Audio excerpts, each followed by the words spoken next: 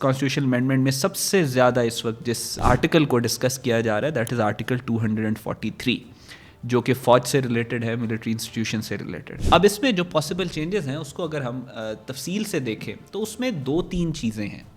سب سے پہلے آپ دنیا میں دیکھیں کہ پاکستان اور انڈیا کی جو جنگ ہوئی ہے ابھی مارکہ حق بنیان المرصوص, جس میں پاکستان نے جو آپریشنز لانچ کیے تھے, اس نے ٹیکٹونک شفٹ یہ لے کے آیا ہے اسٹیٹ ہوڈ کے اندر. یہ بہت بڑی تبدیلیاں لے کے آیا ہے ملٹری مائنڈز کی تھیوریٹیکل فریم ورک کے اندر, اور پوری دنیا میں اس جنگ کو اب ڈسکس کیا جا رہا ہے کیونکہ وہ پلر, وہ فاؤنڈیشن جس کے اوپر ملٹری ڈاکٹرنز کھڑے تھے, کہ جس میں یہ ایک کارنر سٹون تھا کہ 2 نیوکلیئر آرمڈ کنٹریز کنونشنل ہتھیاروں سے ایک دوسرے کے اوپر حملہ نہیں کریں گی, وہ بریچ اور بریک ہو گیا مئی کے ان 10 دنوں میں. پاکستان اور بھارت دونوں نیوکلیئر آرم تھے اور انہوں نے کنونشنل ویپن سے ایک دوسرے کے اوپر اٹیکس کیے. تو اس کے بعد پوری دنیا اپنے وار ڈاکٹرنز کو ایکچولی چینج کر رہی ہے. بھارت کے تو ہمیں نظر آ رہے ہیں کہ انہوں نے آپریشن یہ جو ایکسرسائز ترشول کے نام سے انہوں نے لانچ کی, اس میں انہوں نے اپنے وار ڈاکٹرنز کو تبدیلی اور چینج کرنے کی بات وہ لوگ کر رہے ہیں. لیکن باقی پوری دنیا کے اندر اس جنگ کے ریپلز ایسے تھے کہ انہوں نے اسٹیٹ ہوڈ کو اور ملٹری ڈاکٹرنز کو تبدیل کیا ہے, اور دنیا میں بہت زیادہ تبدیلیاں آ رہی ہیں.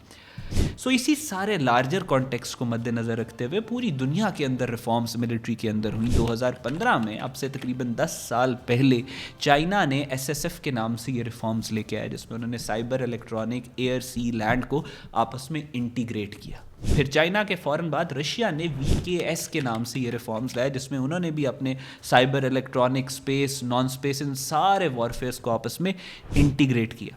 ان کو دیکھنے کے بعد پھر امریکہ ڈیسائیڈڈ کہ ہم بھی اپنی انٹیگریشن لے کے آئیں گے, but it took them almost 3 to 4 years.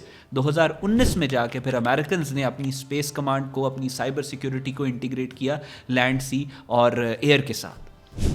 اور پھر اس کے بعد US کی ایگزامپل کو لیو اپ کرتے ہوئے انگلینڈ نے اس اپنی چینجز لے کے آنے کی کوشش کی. ٹک دیم 2 ایئرس. 2021 میں پھر یونائٹڈ کنگڈم ہے وہ اپنی چینجز لے کے آیا, وہ ریفارمز لے کے آیا اپنے ملٹری ڈاکٹرنز اور اپنے ملٹری اسٹرکچر کے اندر. پروگریس یہی ہے کہ because we are facing threats from India, اب سندور 2.0 کی بات کر رہے ہیں, they are also talking about a full fledge war in the coming 2 to 3 years. تو اس میں ضرورت اس سمر کی ہے کہ ہم اپنی اس کوآرڈینیشن کو, اس سنرجی کو انسٹیٹیوشنلائز کریں تاکہ یہ پارٹ بن جائے فوج کے اسٹرکچر کا.